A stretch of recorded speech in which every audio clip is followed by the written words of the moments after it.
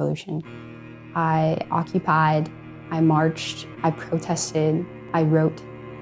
I did the things I thought could bring about a revolution. Because I would like to be able to be 23 in the way my parents were able to be 23. They fell in love, they got to travel, they planned for their future. They were able to live and be a little naive in a way that I don't feel like I can do anymore. Everywhere I go, everywhere I've been, I've seen the same fear of what there is to come. The world's best scientists have said that we have 10 years to radically transform our society and our economy to stop the worst and most permanent damages of climate change. It's consumerism, it's banking, it's our relationship to the environment, housing, transportation, it's everything. Everything's at stake. The earth belongs to everyone. Debt does not flow down the river. Coal does not burn in the wild. We're living in the wildest imagination of a few billionaires. As the cracks in our ecosystem widen, as the dangers come more and more, the heat waves, the droughts, the storms, the fires, then these strains of hatred, this like damn virus of looking at another person who doesn't look like us and treating them violently, painfully, that's the sort of fire that burns all of us. We need a revolution so that I can be young again, so I can go out and fall in love and travel and study and read and do all the things you're supposed to do when you're 23. Green New Deal. The Green New Deal. Green New Deal. Hundreds of activists occupied House Democratic leader Nancy Pelosi's office demanding action on climate change. My journey here started at Standing Rock, and it started with everyday people doing exactly what you all were doing too. The Green New Deal is a vision to stop climate change, to stop the inequalities of race and class, and create millions of good jobs. We're gonna give a good job to anyone who wants one, and we're finally gonna build that America that was always promised. I wasn't really politically involved at all. I was actually a really angry person before I joined Sunrise. I felt helpless every time that I heard about something in the news. I didn't have a lot of community, but I found it in the Sunrise Movement. That is the politics of our time. Regular people, my age, stepping up. And when we do that, the politicians of the era before us, the politicians who have failed us, as we step up, they may need to step down. And some of them, bold leaders of courage and wisdom, will continue to fight for us.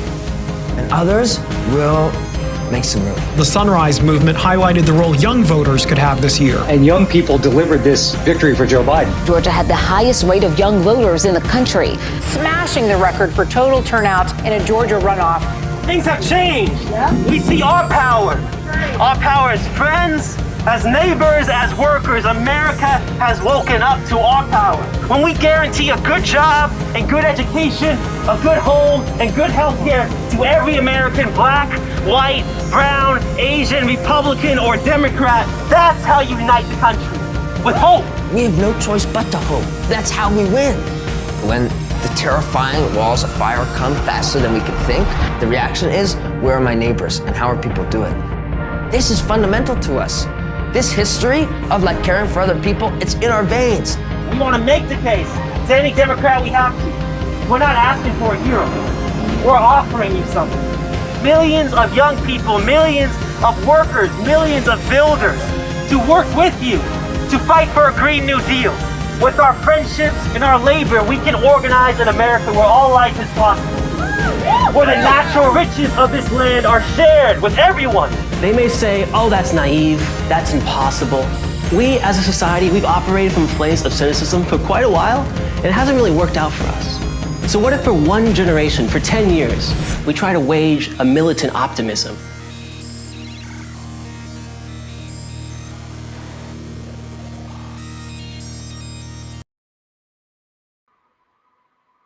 Good evening, everybody. Hello. Good evening. How are you all doing? I wish I could hear you right now. I can't, but I feel blessed.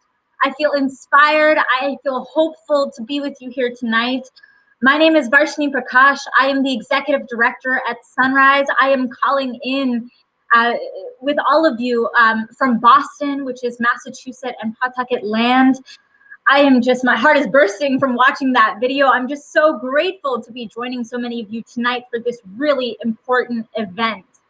I heard the last count that we had over 550 people hosting launch events all across the country, and I'm sure the numbers will be coming in. And so if you can drop in, where are you calling from? Who are you with? It would be great to see that. So as many of you know, we are here tonight to launch Sunrise's 2021 campaign to guarantee a job for every person who wants or needs one, averting the climate crisis and revitalizing our economy. NBD, y'all, NBD. But here we are.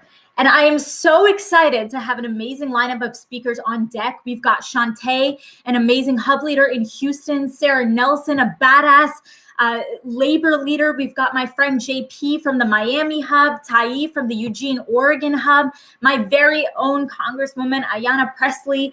And we're going to collectively be talking about the vision we're fighting for and our strategy to win. So I hope you all are ready. I'm going to get right into it. This is the biggest call that we have ever had in Sunrise's history.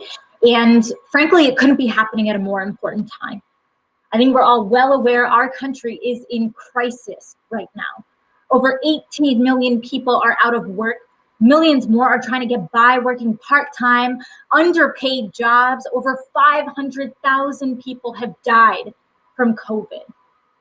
The South and the Midwest are reeling from a historic climate change fueled storm that left millions without power and heat in sub-zero temperatures and took dozens of lives. And the message from scientists couldn't be clearer. The next few months are make or break. We have 9 years left to radically transform our economy if we are going to avoid the most devastating impacts of the climate crisis. And right now, we have Democrats leading all three branches of government, and we have a chance. The next few months, before Congress spends all of 2022 running for election next year, it is make or break, because we can't count on winning anything after that. And even if we do, it's probably too late. So if Congress doesn't take historic action this year and deliver by the end of Biden's first 100 days, we might be headed for disaster and suffering that will make what happened in Texas pale in comparison. And it can be a really lonely and uncertain world we're growing up in right now. So it's totally legit, however you are coming to this call, whatever you are feeling. Maybe you're feeling a bit hopeless, seeing what happened in Texas, or seeing Biden and the Democrats hesitate to fight for the American people when it counts. Maybe you're one of the millions of young people who got laid off or furloughed, or your savings are running out and you're feeling a little hopeless. Maybe you're just trying to feel grateful that you have a safe job, but sad and just want to give your friends and family a hug. Damn it. Whatever you're feeling, I just want to say you are welcome here tonight and in this movement. We need all of you, and we need every bit of this emotion to win.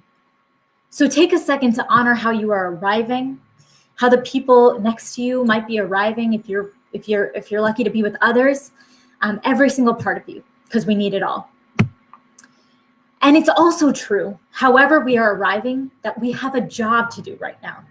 And we cannot afford to stay in a place of cynicism and hopelessness, because that is exactly where the GOP and the fossil fuel CEOs want us. A core part of how they stay in power is by telling us we are small and divided and young and naive, and that we cannot make a difference. But over the last 4 years of this movement, I have seen them being proven wrong time and again, and seen so many young people stand up and refuse to believe that lie. That's what it is. It is an absolute lie. I watched young people camp for days outside of the Democratic National Committee in DC. I saw thousands of you make calls or knock doors for Jamal Bowman, Cori Bush, Ed Markey, and so many others when the talking heads said that we didn't have a shot. I remember hanging with the 100-something of us who sat in at Nancy Pelosi's office on November 13th, 2018, when we helped make the Green New Deal a household name around the globe. And right now I'm remembering and thinking of the indigenous water protectors and ranchers who inspired me to join the climate movement when I witnessed them fighting the Keystone XL pipeline, or the way that they rose up against the Dakota Access Pipeline and continue to fight for Deb Haaland's confirmation against the Line 3 pipeline and resist every day moving forward. And I'm reminded that one of Joe Biden's first actions as president was stopping the construction of the Keystone XL pipeline because of their actions. So I'm asking you all here tonight to join me in refusing to accept the lie that those in power tell us, and to believe, like Alex said in that opening video, in a militant optimism, because that is what we need right now, a militant optimism, because we've got a hell of a fight ahead of us this year, and things could go really either way. And our generation and those to come need Sunrise to rise to the occasion again. And I believe that we can do it, and that together we can win. So to get us started, I'm going to pass it to Shantae, who's a leader with the Houston Hub.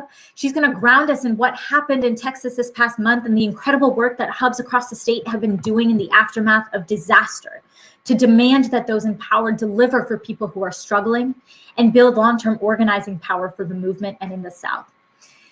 Passing it to you, Shantae. Thank you, Varsh. Hi, everyone. My name is Shantae. I'm use she, her pronouns, and I'm a 17-year-old Sunrise leader in Houston, Texas on Alta Coppin land. 2 weeks ago, we had to survive a natural disaster unlike anyone has seen in generations. Some people froze to death because they didn't have a house. So many people were hungry and cold. Our power was off for 20 hours, and we huddled under blankets in the darkness. My sister's pipes burst, water everywhere, so my whole family drove to her house, helped her clean up, and now she's staying at my older sister's house. My mom lost pay because she couldn't go into work. There's no doubt. It was terrible and freezing and completely preventable. But for me, it just felt normal. I've been dealing with this my whole life. Cleaning up water after the pipes burst, that was just like Hurricane Harvey 3 years ago, when water was flooding my house and we stuck towels under the doors. Unemployment, loss of pay, living paycheck to paycheck. When Katrina forced us out of NOLA, my mom spent 3 months looking for a job, struggling to find one, struggling to support her 6 kids whose world had just been shattered. We know what this is like. Ted Cruz flying to Cancun to stay at a resort, catching sun rays while we froze and starved to death, catching hypothermia. He's never stood by us. He's only ever made fun of us. Politicians failing us, letting us die, that's not new. But something is new this time. What we witnessed during this recent disaster was how truly powerful our movement is in the Gulf South. We welcomed Ted Cruz back from his vacay the only way we saw fit, with signs and chants and songs calling for his resignation. I saw the stunned look on his face when he saw Sunrise was there. He's scared of us because he knows the power we hold, and that we will hold him accountable to our suffering and pain. And it wasn't just Ted Cruz that needed confronting. 3 days after the disaster, Sunrise, Texas mobilized. Roads were still icy, people were still without power, still hungry, still cold. But we showed up to the steps of the Capitol with signs and singing for Abbott and Cruz's resignation, for a transition to a resilient 100% renewable energy grid, and for Biden to visit Texas and offer government assistance. I told a story. It made politicians feel the urgency of the crisis.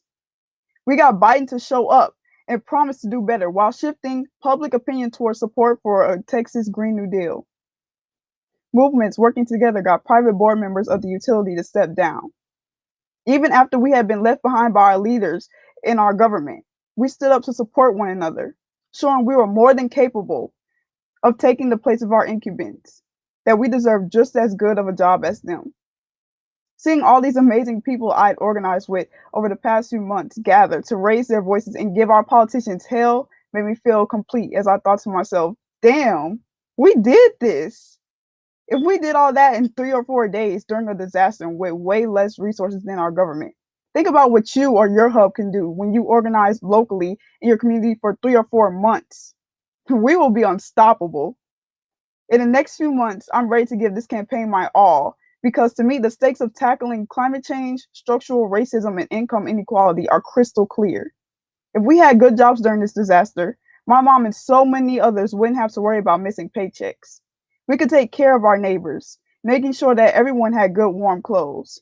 We can invest in our energy grid so that there'd never be blackouts like this one. We can make sure to leave no one behind. Climate disasters and corrupt politicians have been normal for too long, but we're only getting started.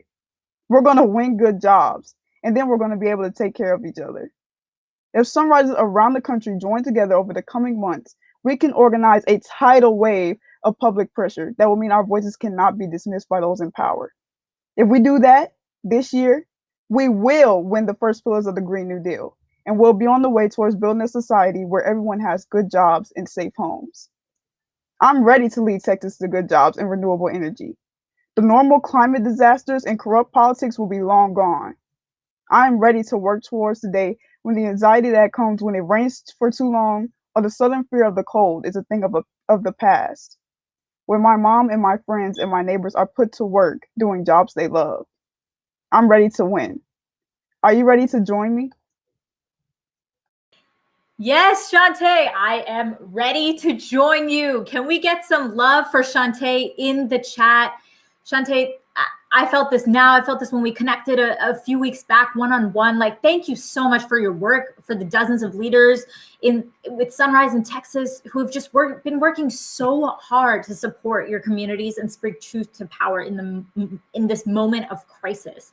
I know how hard that has been, and I'm also so inspired hearing your stories, seeing your actions.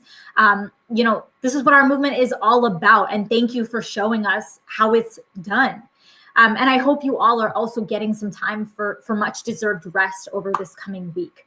So I'm really glad that Shantae started us off, because what happened in Texas is one of the clearest examples of exactly why we need a Green New Deal and good jobs for all.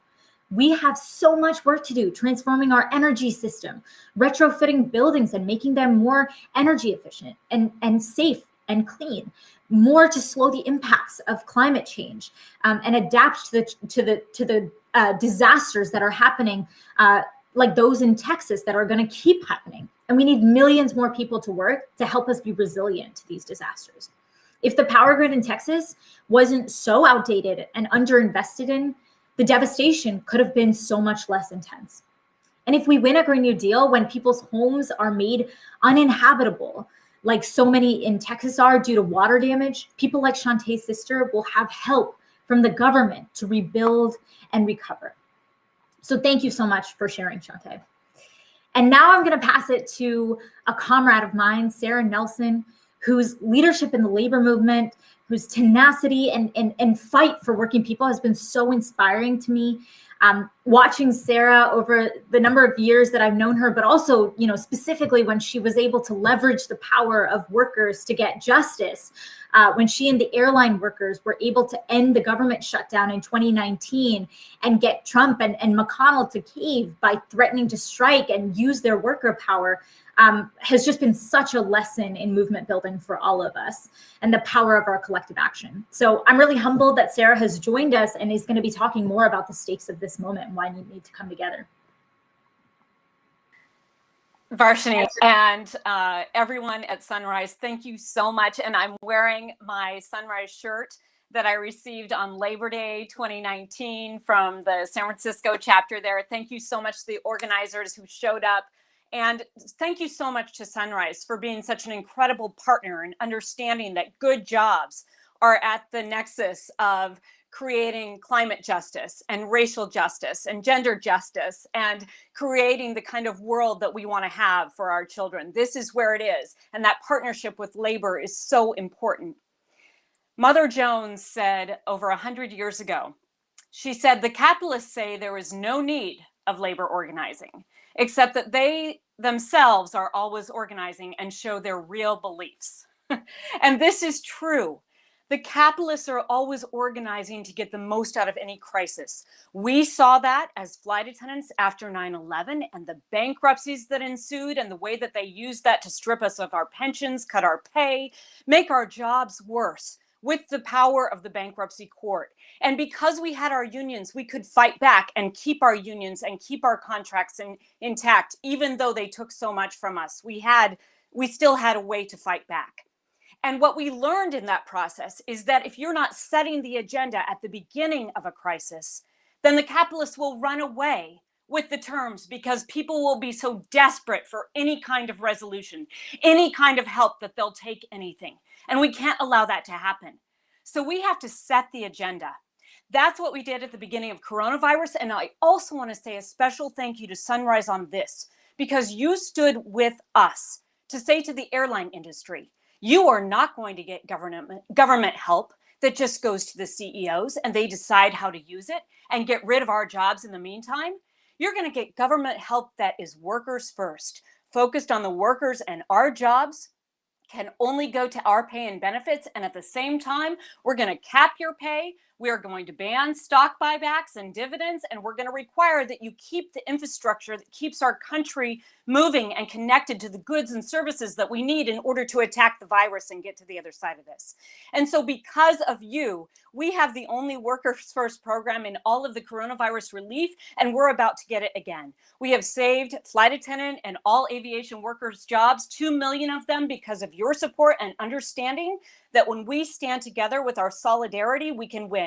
When we set the terms, we can win. So there are 4 things that we need to think about in terms of fighting the capitalists who are always organizing to keep us divided, to delay any sort of progress, to distract us, and to demoralize us from fighting forward.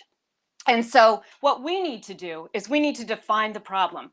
Shantae did that very well for us. We know what the problem is. We need to set our demands, and we need to add urgency. And that is what you do every day through your actions. And then we need to make clear what we're willing to do to make that progress that we are demanding. And so that ultimately is withdrawing our labor. We talked about a general strike, and we ended that government shutdown by talking about the power of our labor and the fact that we were willing to withhold it so that they would come to a settlement, and we brought them to their knees. But the strike is our tactic, and solidarity is our power. And the truth is that any action together and understanding that we can hold everyone accountable. I love Shantae's story that she said that they held Ted Cruz accountable, because we cannot write people off. When you write people off, you give them an excuse not to act.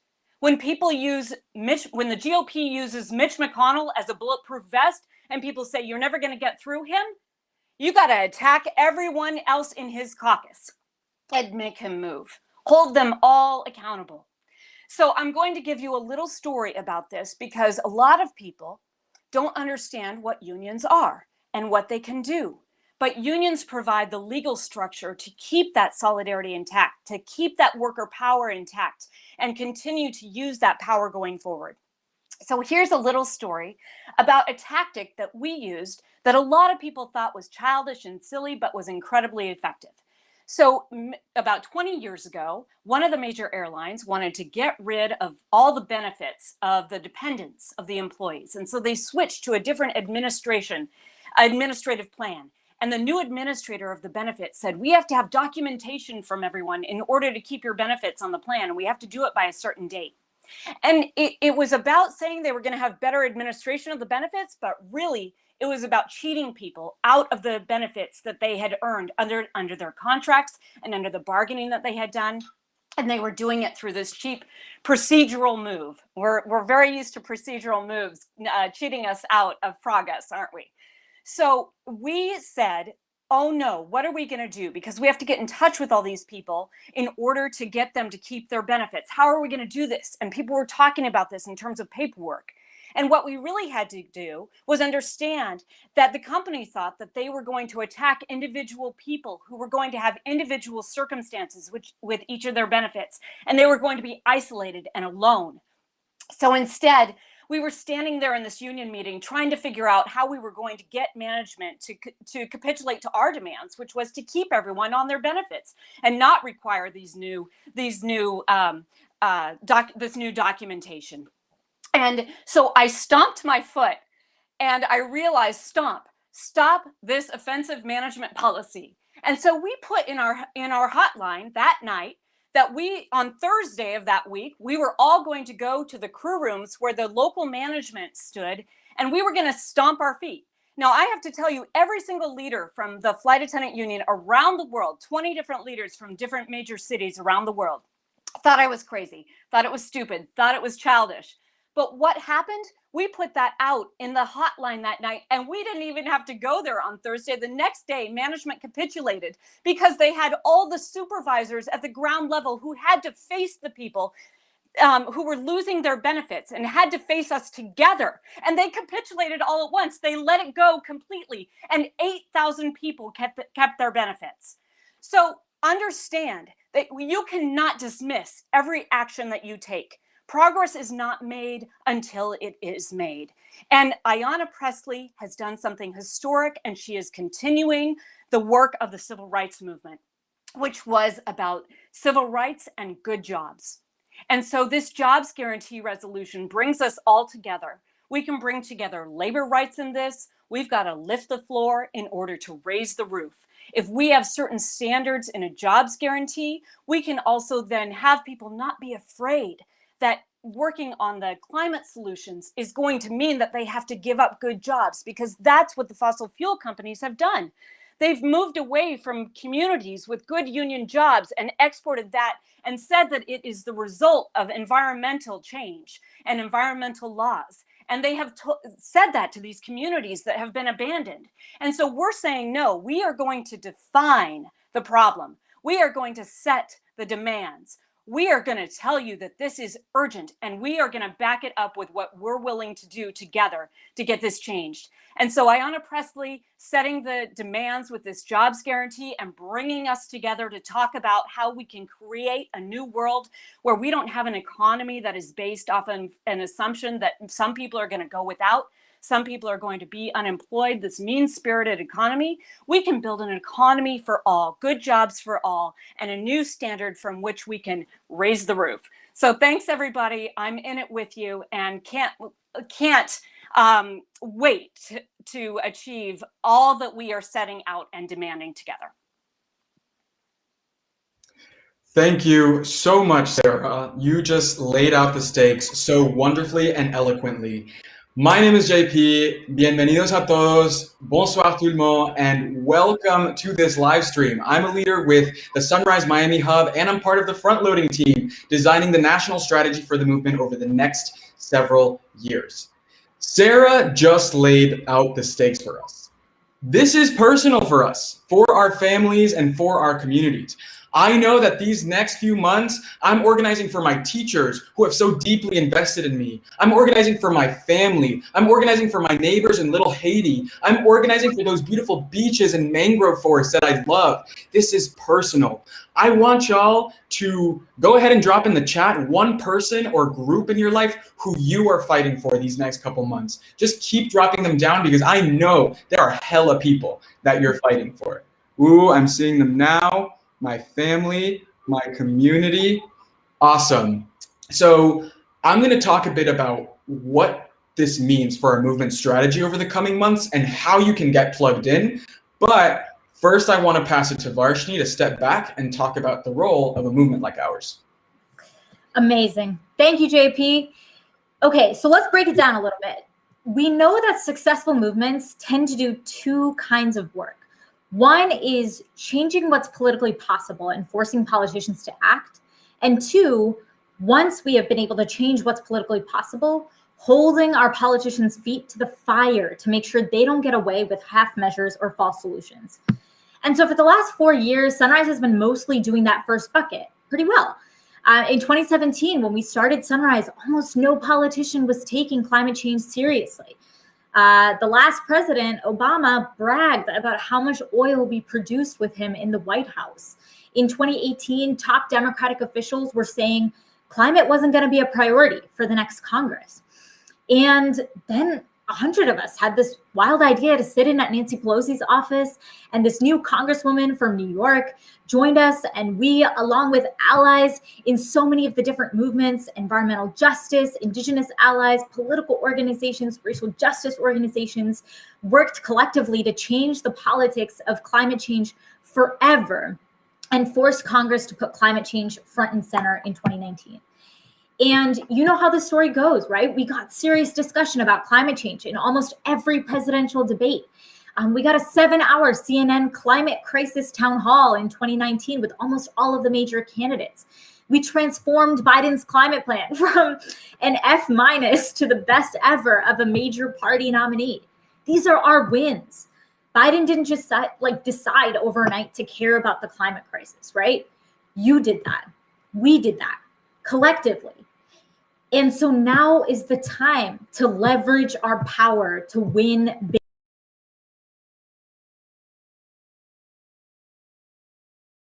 Is a Green New Deal with a jobs guarantee, like the one that was laid out in Representative Presley's new resolution that she introduced last month. This resolution is really the gold standard that paints the vision for the job guarantee we need and deserve in this nation.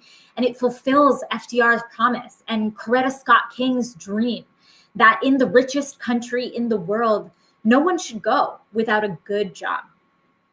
For years, our movement has been demanding a Green New Deal that guarantees a good job, fighting climate change and building a better society to anyone who wants one. And this campaign will help our movement use this critical component of the Green New Deal to bring more people into our movement as we recover from the pandemic and the economic recession. And so the next few months is our opportunity to win the first pillar of that.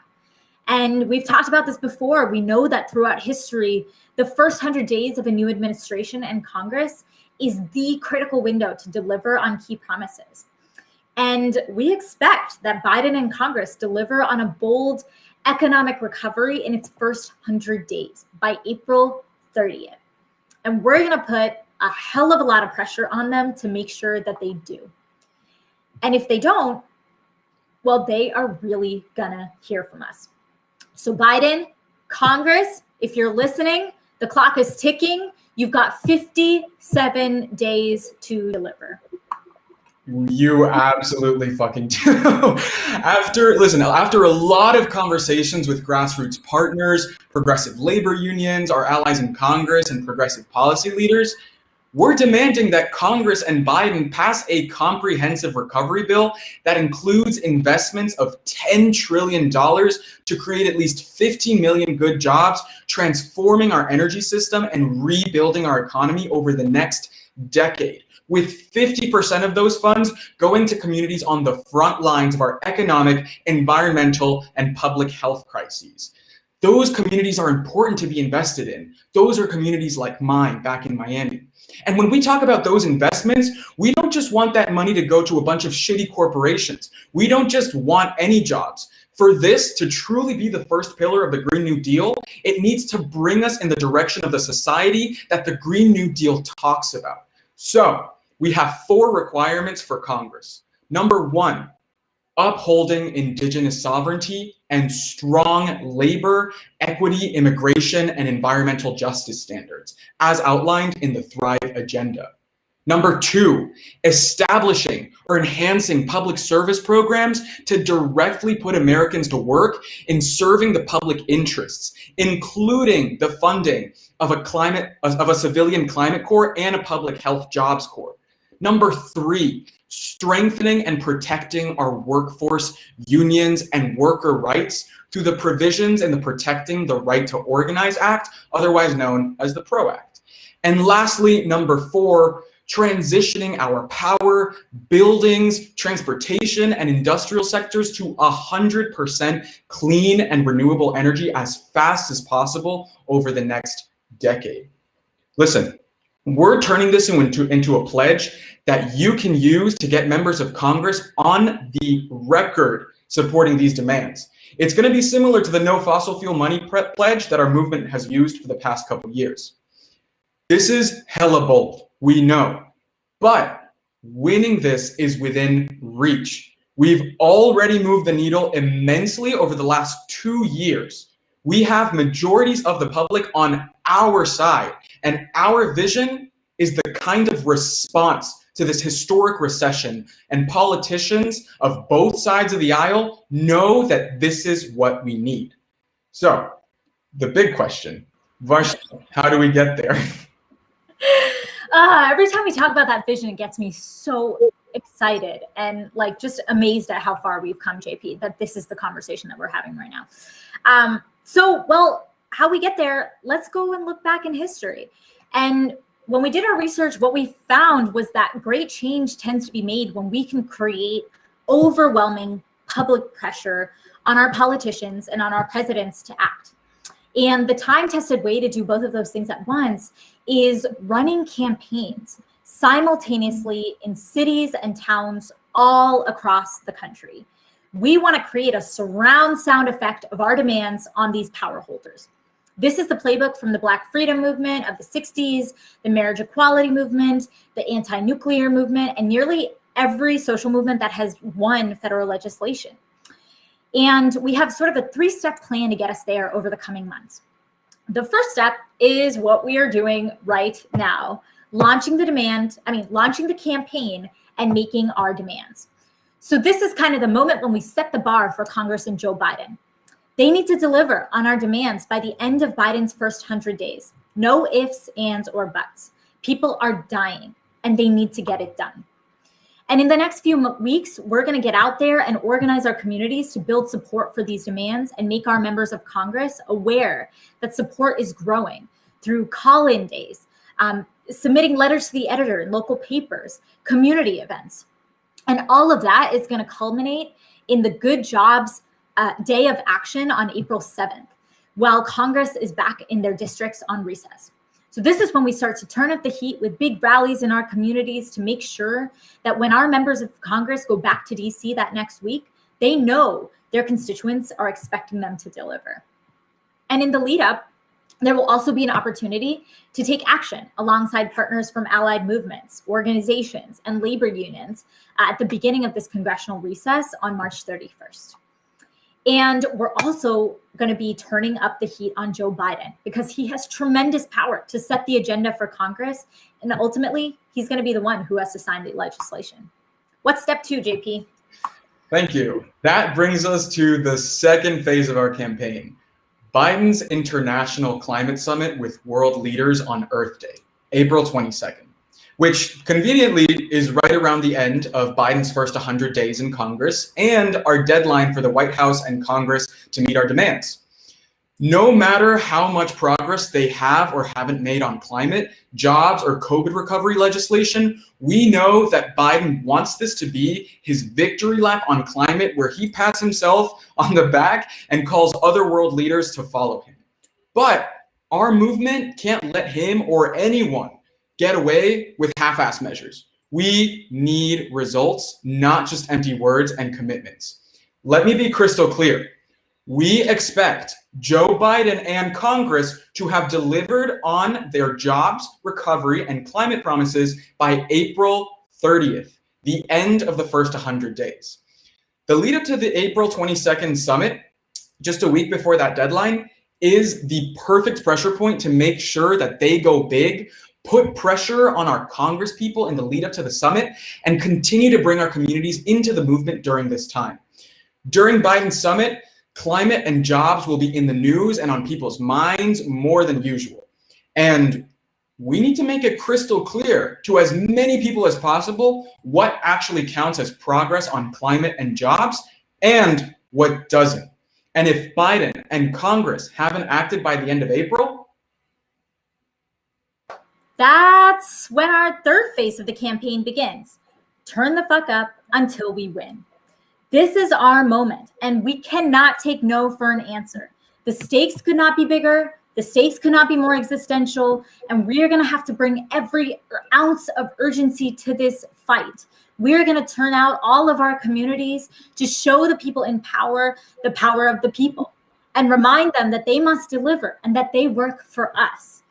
So if Congress does not deliver in this moment and ensure good jobs for all, begin acting on the Green New Deal, In 2 years, Democrats will lose control of Congress, and we may never get another chance for another decade. But we know we can't count on Congress and the president to do the right thing. We have to make them do it. We have to make our demands irresistible and our power undeniable until they do what must be done. So this is our moment to leave it all on the field. We may need to do things our movement has never done before, reach people who haven't been a part of the fight for the Green New Deal yet, take escalated, disruptive action at a level we haven't seen yet, make the climate crisis and the economic crisis and the many crises of our time urgent priorities in every city and town in America that we possibly can. We can force their hand. This is when our movement will begin the decade of the Green New Deal. And this is when we will pass the first of many pieces of legislation that will change our communities, our country, and the course of history forever. Are y'all with me? All right, let's pass it to JP to talk about what this means concretely and exactly how you can get involved. All right, thank you, Varshni. Okay, first of all, let's get some love in the chat for Varshni and everyone across the movement who's been hustling. I can guarantee you hustling to get this campaign ready to go. Go ahead, drop those heart emojis, those woos. If you know anyone, comment their name. Let's do that. Show a little appreciation. All right, so history shows us that it's the first 100 days of a president's term that their biggest accomplishments usually get done. We need this bold recovery legislation, pillar 1 of the Green New Deal, at the beginning of the promise of good jobs for all, to be part of that push from the Biden administration. Our mission over the coming months is to create enough public pressure to force Congress and the Biden administration to prioritize it and act. So, to build that groundswell of support that we're talking about, we're going to need everyone on board. Everyone. So I want to ask each of you to pitch in and help us kick off this campaign. We can't do it alone. And there are 2 ways for you to do that. First, and best way for you to help is with the Day of Action on April 7th. To make it a success, we are going to need actions literally everywhere, all over. Conservative districts, progressive districts, small towns, big cities, everything in between. We are going to gather outside the houses of our, the offices of our elected officials, in public parks or city squares, or outside places that are important to your community. You could also gather at a place that you'd like to see rehabilitated under a Green New Deal, like an old factory or maybe a farm, right? At your Good Jobs for All action, you can have young people share stories about what it would mean for them if they had a good job, and what it would mean for your community if people had jobs fighting the crisis and building healthy and strong societies and communities. So here's a bit of a call to action. Plan an action for this Day of Action. That's it, right? Actually, there's more, but listen to this one. If you're in a hub, which a lot of you are, and a lot of you are tuning in from hubs, sign up and plan to work with people in your hub to plan that action. If you're not in a hub, start one. I did that. Text Sunrise to 79606 to see the 10 closest hubs to you, or go to smvmt.org/start-hub to start one in your community. Just important thing to note, in Sunrise, we do not take action alone. We're a big community, right? We take action as part of the hub that we belong to. I see y'all in Miami watching me. All right. Sunrise hubs exist literally everywhere. Some coordinate across big cities. Some exist for small high schools, everywhere. And anyone, anywhere can start a hub if they have a team of people. And when you're part of a hub, you have access to all kinds of support like coaching and trainings and regional organizers that can literally help you plan and execute all of these actions to your wildest dreams. So if you're down, which you should be, the most important thing for you to do is to join a hub or start one if there isn't one in your community. Again, if you aren't already part of a hub, text Sunrise to 79606 to see the 10 closest hubs near you. Cool. All right. So if that isn't going to work out for you, we also have another way for you to plug in, which is the Raise team. If you sign up for the Raise, you'll get plugged into an online community that can support you to take action on a weekly basis, online or in person, right? These will all be actions that anyone, anywhere can participate to. And you can sign up to join Raise at smvmt.org/RAYS. All right, you can check out those forms and keep filling them out, but I want to move us on to a guest speaker that I am personally, and I think for many of you, really, really excited to hear from. Representative Ayanna Presley from Massachusetts. Just a few weeks ago, she introduced a historic jobs guarantee resolution in Congress, and she's going to talk with us about the historic roots of this policy and how it relates to what's happening for the next few months in Congress. Thank you so much for being here. All right, mic check, mic check. Can y'all hear me? Okay. Well, good evening, family, my siblings in the movement.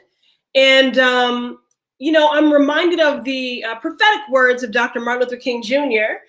This quote isn't said nearly enough. He said, "Build, baby, build, and organize, baby, organize." And that's what Sunrise is all about. I wish that the many people who were negative about my amendment, cynical about the amendment that I offered just yesterday to lower the voting age to 16 in federal elections, could see up close and personal what I see in this movement every day. Young people like all of you who are at the forefront of social change, honoring the tradition and the role that you have played throughout history. And so it is good to be with my movement building family. And I thank you for the opportunity to join you for this historic kickoff. And I'm excited to announce that I am joining you as the first signer of your Good Jobs for All pledge.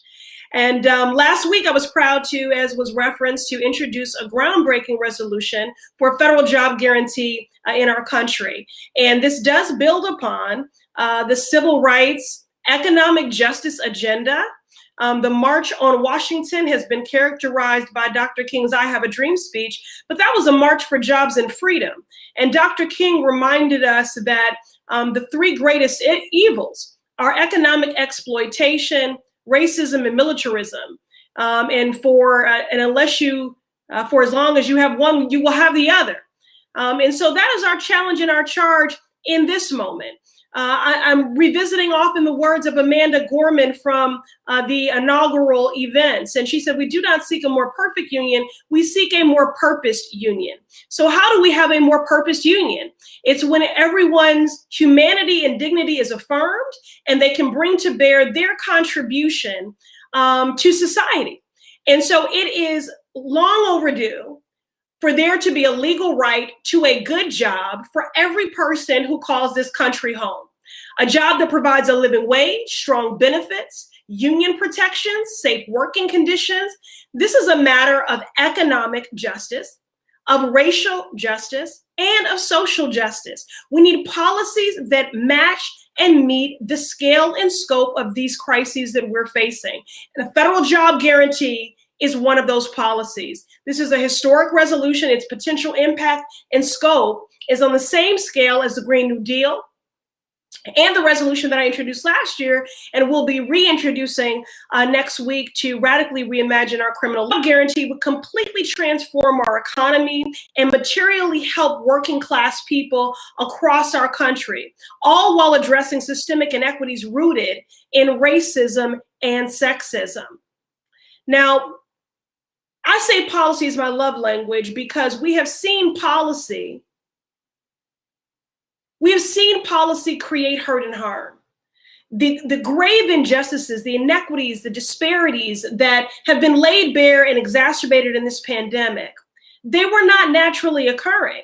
They have been legalized and codified in law. So if we can legislate hurt and harm and injustice, then certainly we can legislate equity and justice, and we can legislate healing. And so a federal job guarantee would address the current job crises, all while laying the foundation for a just and equitable economic recovery. And more importantly, a federal job guarantee can help us ensure that we build a new energy grid, care for our elders, so this is human infrastructure as well, restore parks and buildings that have fallen into disrepair, and we can build healthier communities. Again, Dr. King said, build, baby, build, and organize, baby, organize. So you know what's at stake. And I'm so grateful that all of you give a damn. And you have chosen time and time again to take a stakehold in our democracy. You have rolled up your sleeves to do what my mother called that work with a capital W, especially in this moment. You know, when the country is at such an inflection point and has been for so long, I am so inspired by you. I am fortified by you. I am emboldened by you. You have stood in the gap time and time again. The movement building, the organizing, the disruption, the activism, and the victories that you can take credit for. So, you know, I believe in that adage that the power of the people has always been greater than the people in power. And you prove that time and time again. You all know the only way to effectuate change in a meaningful and sustainable way is to build an active and engaged movement, one that is committed to partnership and to progress. And given the gravity of these three conflated crises, this global pandemic, the economic hardship and destabilization that it has wrought against the backdrop of an alleged national reckoning on racial injustice. And if we are truly in a moment of reckoning, then this moment of reckoning, as Reverend Barber, our other sibling in the movement, an elder or an elder to some, who I see as a North Star with the Poor People's Campaign, reminds us that a reckoning demands of us a reconstruction. And that is what we're entering into in this moment, is a third reconstruction. So I am grateful for your laboring in love. I'm grateful for the sweat equity that you've already expended, the work that you've done to protect your loved ones and neighbors. Thank you for being both the resistance and the affirmation. You know, a resistance and an affront to all those things which cause hurt and harm, and an affirmation of our highest ideals. Again, to truly be a beloved community and a more purposed union. And so I'm just here to say thank you. We find ourselves in the midst of a culture shift, and that culture shift demands a power shift, and that power shift demands a policy shift. What we have to make sure does not happen is that our recovery level set us to an insufficient, unjust status quo normal, one that was inadequate to begin with. So we need to meet this unprecedented moment with unprecedented organizing, with unprecedented mobilizing, and with unprecedented hope. So it is my honor to be in this movement building work with all of you. Thank you again for all that you've done and all that we will do together to truly build a more equitable and just society. Wow. You saw it here first, folks. Rep. Presley is the first signer of the Good Jobs for All pledge. Thank you. Can we get some love in the chat for Representative Presley? She said it. A jobs guarantee is one of the best ways for us to tackle poverty, systemic racism, COVID, and the climate crisis all at once. And this moment couldn't be more urgent. There is so much important work that needs to be done. Winning bold economic recovery and legislation that tackles all these crises and creates 15 million good jobs would be a historic step towards this vision. And we also need to get every member of Congress to back Representative Presley's urgent and visionary proposal for that jobs guarantee. But like we talked about earlier, to get there, it's going to take all of us doing that thing and getting involved and getting outside of our comfort zone and stepping up. So I'm going to share with you how I did that, what my journey was. I know that a lot of you maybe aren't part of a hub yet, and that's okay, because that was me a year ago. Let me paint the picture for you a little bit. I was introduced to Sunrise Movement around this time last year. It was February of 2020, and I was new to the game. all I had was a huge passion to fight for the people and places I loved back in Miami, the place I call home. Then someone told me about the Sunrise Movement High School Summit happening in DC, and I decided to go, and oh my God, was it a ride. So for a weekend-long retreat, we were hooked to trainings and meals and conversations, and then an action where we stood in the lobby of the Capitol building and dropped signs and sang loud. And at that moment, as I saw this mass of young people singing, joyfully getting arrested, and giving up their temporary freedom to fight for a better world for their generation, I found a sense of power that I'd never felt before. It was a sense of power that was untapped. And for the first time in my life, I felt the courage and the vision to believe that we could actually fucking win. So when I came back home after that training, I was hooked. I gathered a group of friends and I was ready to teach them everything I learned at this training. And we stayed after school in a classroom and we envisioned the Miami that we could create and inherit. We planned actions targeting our members of Congress and local officials and dreamt of what it would mean to win. And in the midst of this high, in the midst of this vision, in the midst of this passion, crisis hit. The crisis hit in the form of a global pandemic. And it felt like the cards were stacked against us and our dreams were crushed. And there was no classroom after this for planning or talking or ideating. There was no community to sustain us, right? Those bustling dreams we had were made quiet, and we felt isolated and powerless in those first weeks of quarantine. In fact, I remember in that first week logging onto Zoom with my friends and seeing all of their faces just blank with despair because we knew everything we planned for was over. But in those weeks where we felt defeated, we recognized that the feeling was familiar, that the cards have always been stacked against us, that solving the climate crisis to protect the people and places we love has always been a seemingly insurmountable battle, and that the powerful few win by making us feel small, alone, and powerless. So at that moment, I remembered what it was like singing joyfully in that lobby of the Capitol building. I remembered what it felt like to have a community that could hold me. And I remembered what it was like feeling and wanting to win. And I knew exactly what I had to do in that moment in time. I had to start a hub. And quickly, we brushed off that feeling of despair and powerlessness from our shoulders and hit up Sunrise right away for support on how to get started. And guided by my amazing regional organizer, Christina, we got to work recruiting our friends, neighbors, and loved ones to our first hub meeting, and over 50 people showed up. And since then, we've continued building power. Less than a year later, tonight, folks back home at Sunrise Miami, along with a bunch of our movement partners and other residents of the beautiful county of Miami, are kicking off one of the most visionary and fierce campaigns Miami-Dade has yet to see, called the Green New Dade, to do exactly that, protect the people and places I love and we love. But why am I telling you this? It's certainly not to talk about how great I am. In fact, it's the opposite of that. It's to show you that anyone, anywhere can do this. And we're gonna need each and every one of you who really wants to fucking win to dive into action. And it's gonna be hard, and you're gonna have to ask around, and you're gonna have to mobilize your community in a way that you never have before. But the stakes are way too high.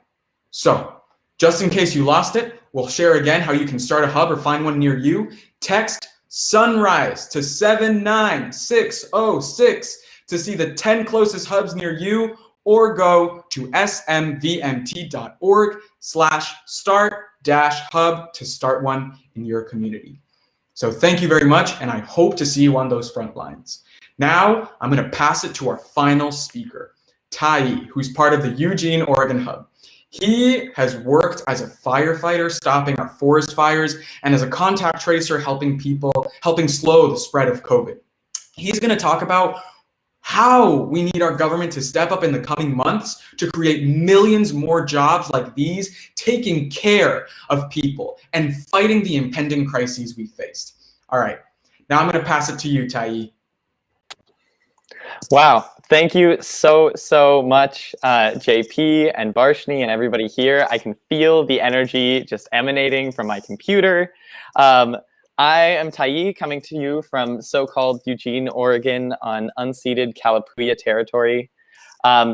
This campaign for Good Jobs for All, it brings me hope in a time when many of us are honestly just really going through it. I know the importance of these good jobs because I've had the chance to work them.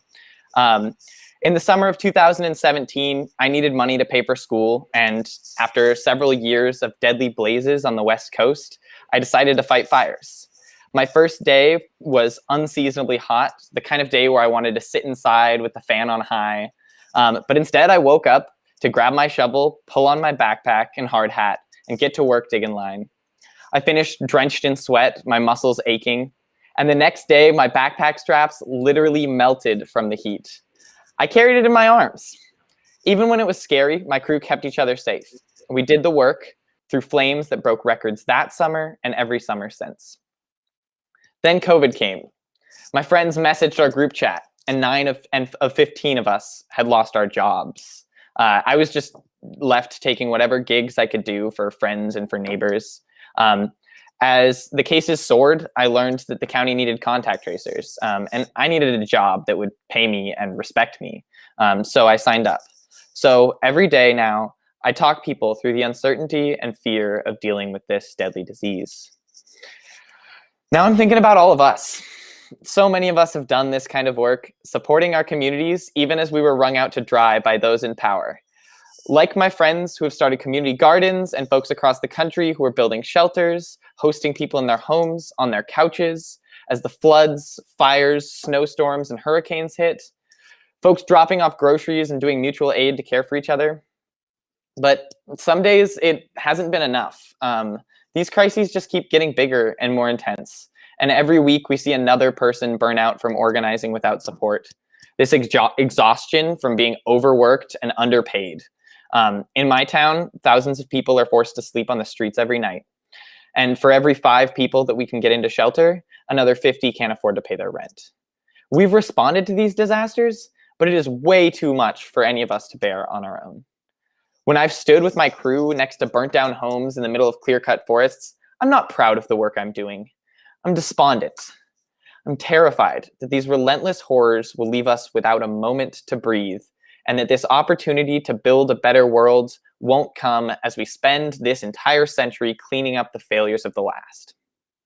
Okay, so right now it feels like we never have enough time, enough money, enough stability to forge a new path. But we aren't using everything we've got. Our generation has an abundance of knowledge, of skills, of drive to repair what's broken and to take care of each other. We just have to put it to work. That is a federal jobs guarantee. That's why we are organizing, building, demanding a new path forward. Think about all the times that you have been underpaid and overworked. What would it mean to have a job that paid you enough so that you didn't have to worry about not having enough for rent, for healthcare, for food? What would it be like to know that transforming our world together didn't require struggling to survive? We deserve the space to rest. The only reason that I could do this work is because it paid me a living wage. A jobs guarantee can give us that stability. And we need to offer everyone that stability. So many people right now are being left out, unemployed, and sidelined by our economy. But all of us are needed right now. More firefighters can protect communities. More therapists can help us through those hard times. And healthcare workers can save that many more lives. We are all needed and necessary and important. So why are we stuck frantically running around when it gets bad instead of preparing for the future? Look, I'm glad that the work I do is helping people to survive, but I don't want us to just survive. Why can't we prevent some of this disaster before it comes? What if instead of just being the generation that tries to clean up the messes, we're the generation that left future humans something livable or even beautiful? What if I could maintain forests and prevent these catastrophic blazes? Or what if I could work retrofitting homes to keep people comfortable? or make music to bring folks joy. Doing this does not require more of the same work, but rather being supported in the right work. Close your eyes. What is it that you want to do with your life? What do your friends want to do? Your siblings, parents, cousins? What are the beautiful things that you want to create? There is so much in this world to care for and so much that needs to be done. It is time to ensure that our government enables us to do it. So our politicians have the choice: stand in the way or deliver by the end of this administration's first 100 days and work with us, support us, pay us to build the future we need. We can do it. I'm going to pass it back to Varshini. Thank you so much, Tai. Thank you for sharing your story, and thank you for the important work that you and your coworkers are doing right now.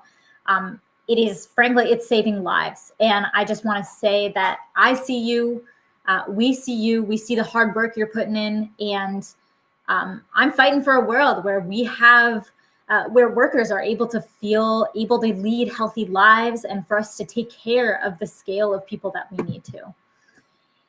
And so as we close out this call, I just want to share one of the biggest reasons why I'm so excited about this campaign. It's an incredible opportunity for hubs and leaders across the country to develop their skills and the capacity and the size of their membership, and for small groups to kickstart new hubs like JP and his friends did. And so I want to ask you all to imagine, where could Sunrise be in a month from now if we come together and act? I want you to imagine that it is April 7th on the day of action.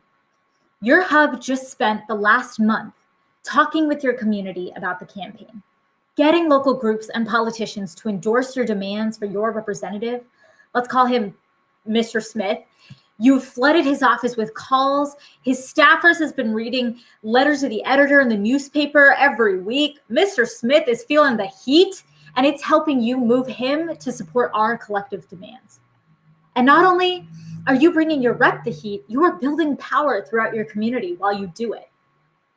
But it's not just Mr. Smith that's feeling the heat. His colleagues in both parties are talking about all the young people at their offices demanding that they act boldly to stop the climate crisis and create millions of good jobs. There's this vibe in the halls of Congress that this national movement is only gaining momentum. Joe Biden is feeling the heat. He's getting asked by the media and members of Congress where he stands on some of the key demands that we are making. So as you rally and as you demand that Mr. Smith act, it's not just you putting pressure on him, but you've got an entire movement at your back. I want to make sure y'all hear that. As you rally and take action and demand that your power holders act, it's not just you. You've got the entire movement at your back. That is the power of hundreds of local campaigns, building public support and escalating all around the country in sync, in solidarity. That is how we win a Green New Deal for all. We fight this fight in our homes, in every home, towards a larger goal for everyone. And so as we shift to put massive pressure on Congress in the short term, these kinds of campaigns set us up for the long term. Campaigns are some of the most effective ways to build the deep local support and organizing power needed to shift the political common sense, change the balance of power in this country over the long term. And I am just feeling incredibly hopeful right now to see so many of you on here and getting ready to take action with others around you. And hopeful about our ability to win something huge, like the 15 million good jobs we were talking about before. But also about our ability to keep building a movement full of incredible leaders, like the ones that we heard from today, who can transform this country from the bottom up, sure as the sun rises each morning. So thank you for being here. Collectively, we will wage militant optimism, we will hold each other, we will fight for each other, and we will win. So thank you for being here tonight. I'll see you in the streets. I'll see you on the internet. I'll see you everywhere, because we are going to fight until we win. And thank you for joining us here tonight. And that wraps